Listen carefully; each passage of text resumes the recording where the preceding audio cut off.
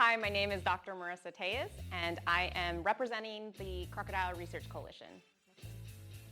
The mission of the Crocodile Research Coalition is to further conservation of crocodiles, their habitat, and adjacent wildlife throughout Central America and the Caribbean through research, education, and community involvement. Right now, there are only 2 organizations focusing on crocodiles here in Belize. ACES, they are more in crocodile rescue and rehabilitation. And the CRC, we do rescue. We are also in rehabilitation of crocodiles, but we are also a scientific organization. So the majority of our organization is actually focusing on the scientific research of crocodiles to further conservation and management. In the blue and green world, the CRC is kind of in both. And that is because we find crocodiles on the Keys and along the coast. And then we also have crocodiles that are further inland. So with that, our research entails going from land and sea and all over Belize to truly understand about the crocodiles that we have here in this country. One of my favorite programs of the CRC is Next Gen Croc, and this is a youth wildlife program where we are really fostering and mentoring the next environmental leaders or scientists here in Belize. So we have a group of about 5 young, actually now that I think about 5 young women right now from the ages of 10 to about 15. And they participate in various research with us. This is really getting them to understand what it's like to be in conservation or a scientific researcher. So they've come out with us to do nocturnal eye shines of crocodiles. They've come out with us to do capture surveys of crocodiles. They learn all the various different measurements of crocodiles. They help weigh the crocodiles. And then they have also participated with us in various drone surveys to look for manatee and other aquatic wildlife within the Placencia Lagoon.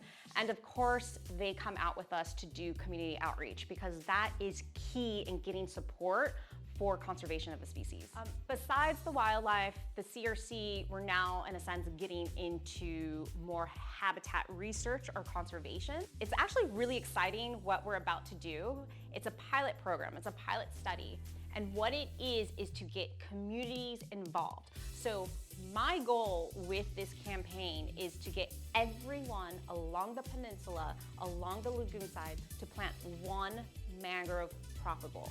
Imagine if everyone just planted 1 mangrove propagule, how that would assist with the fish in the lagoon, how that would help with the water quality in the lagoon. And at that point, that's your mangrove as a business or a resident owner. That builds pride, that builds ownership and stewardship. And we're hoping that through this campaign that we can see a change in people's view of mangrove. Because right now, people just think of mangrove as like, ooh, it's ugly scrub. And then they want to cut down the mangrove and put up palm trees and some other vegetation that's not even natural to Belize.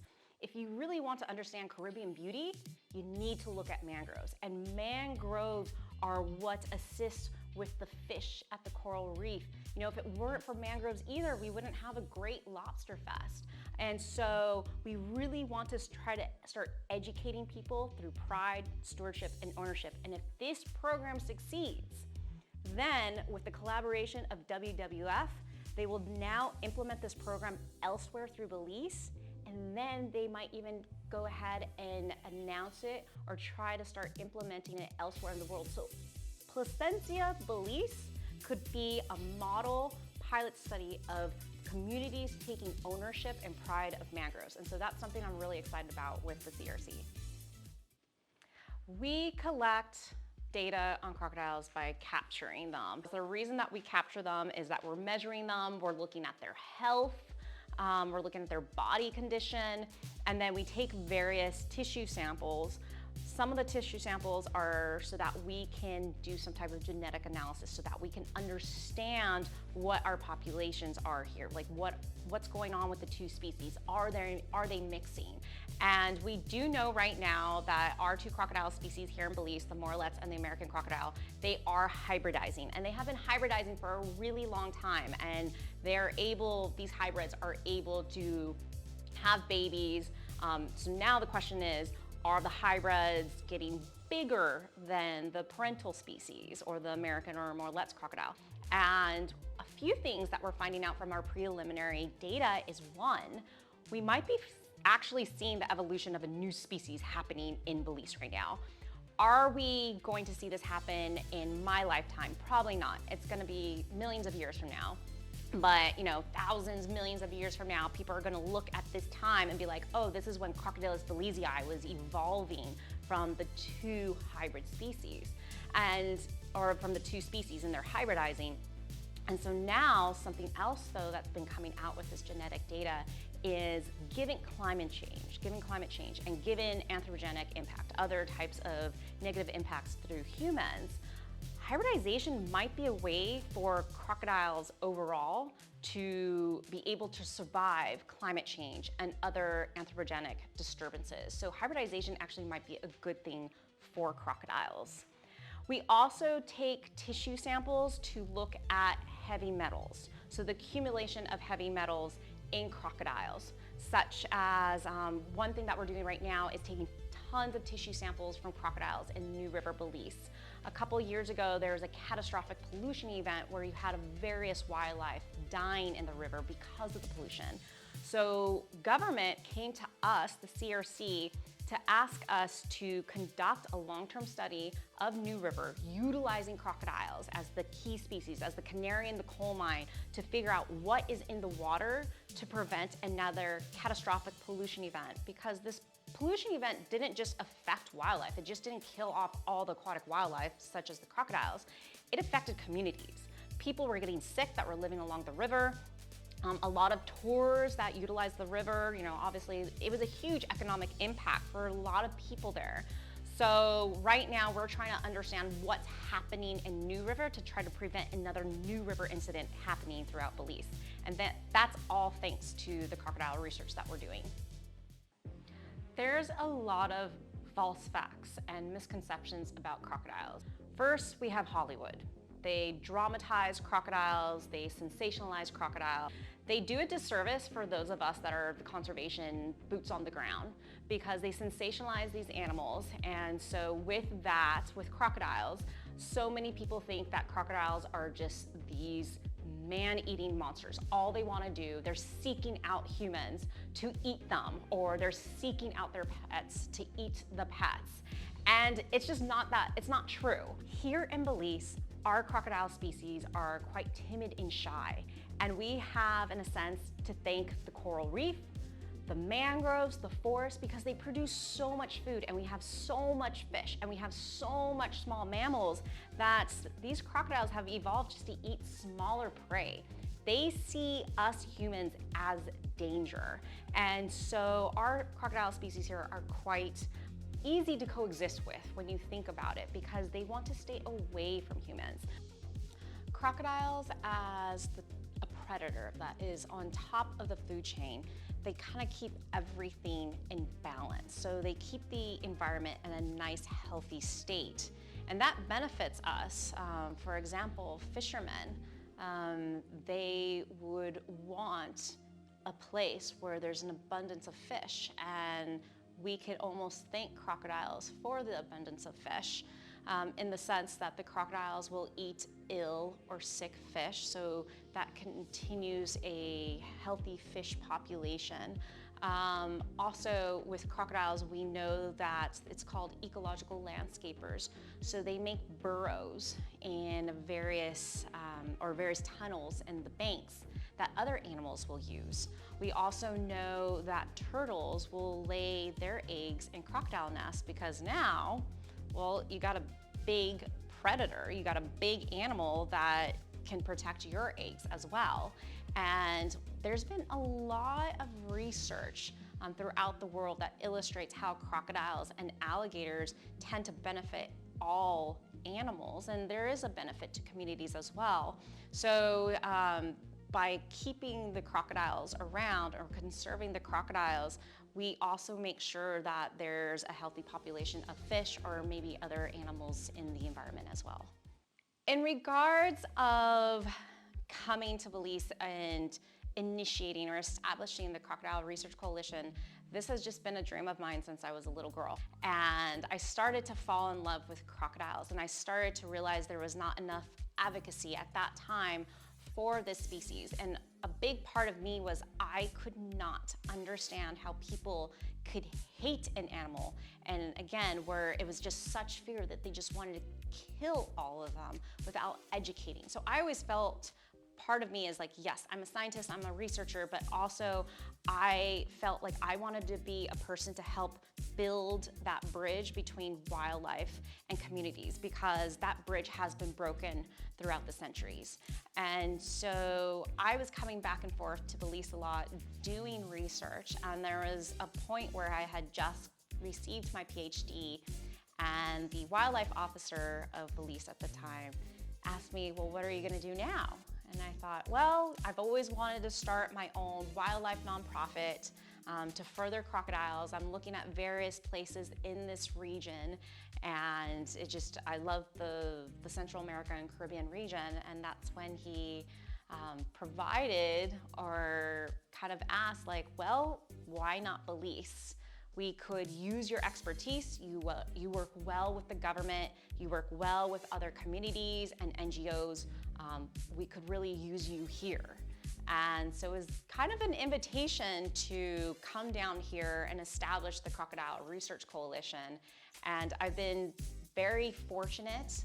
I felt I was pretty well established in my career, but the interactions I've had with Belizean naturalists and conservationists and scientists, I have to say has really helped me grow as a researcher, as a conservationist, and I don't think I could have gained any other experience in any other country in the world. So I truly feel blessed that the Belize community opened their arms to me, because it's been a way that I could fulfill my dream. But again, the Belizean people have really helped me grow into my career as a conservationist and a scientist. Our Crocodile Ambassador program is to intake crocodiles that cannot be released back into the wild, mainly due to some type of injury where they would not be able to survive in the wild, or because of them being in a captive setting for too long. So right now we have 4 crocodiles. They're all males, and one of them is Gilly, and Gilly is our most famous crocodile, and he came to us from the Fosters, who were very well-known filmmakers that lived here in Belize. They moved here in the 70s, I believe, and they also assisted Sharon Matola in establishing the Belize Zoo. So Gilly came to the CRC a couple years ago to continue his care in a captive setting, because he cannot be released back into the wild because he's so habituated to humans. And he has become an international star via Instagram, and people love him, and he was actually on a Steve Irwin show in 2003. So he's our superstar, and he's a 10-foot Morlet's crocodile. He's about 55, 60 years old. Then the other crocodiles that we have are Hamanasi from Hamanasi. He's named after Hamanasi Resort because they called us about seeing a sick crocodile on the beach. Then we have Aemon and Corozal, both that are from the Corozal Bay area around the mouth of the New River. And these 3 crocodiles are blind, and crocodiles cannot be released, or crocodiles cannot survive in the wild without any sight. So these animals are now with us, and all 3 of them came to us highly emaciated. It looked like they were on the brink of death, but due to some just feeding them in an area where they knew they could find food, all 3 of these male crocodiles have all fattened up, and they're doing great at the CRC. And now their job is to educate people about the do's and the don'ts living alongside wildlife, or living alongside crocodiles, as well as educating people about the facts about crocodiles, as we will be eventually opening up a facility where people can visit the crocodiles that cannot be released back out into the wild. And we do have an Adopt a Croc program, and this is a program to assist us in feeding the crocodiles, maintaining their enclosures, as well as providing them any veterinary services. Our crocodiles here in Belize have threats such as pollution, habitat loss, as well as illegal hunting. Illegal hunting was a huge issue in the past. It's not a big problem anymore. It still happens. It still happens as people hunt crocodiles as a source of protein, a source of food. And I do understand some people, it's way cheaper to hunt than to go to the store and buy red meat or chicken. So we are trying to, though, still to curtail any of the legal hunting because our crocodile population is still recovering from past exploitation from the mid-1900s, where crocodiles almost went extinct here in Belize for their hide or for their skin for the fashion industry in Europe and the United States. But the biggest threats that we're seeing now with crocodiles is loss of habitat and pollution. And at this point, still similar to illegal hunting, but the issue is how humans see or view nature. There's this lack of respect or this knowledge or idea if I throw oil in the water, if I throw my trash on the ground, I don't see it anymore. But people don't realize that that is impacting local wildlife, and at the end of the day, it's impacting us as well.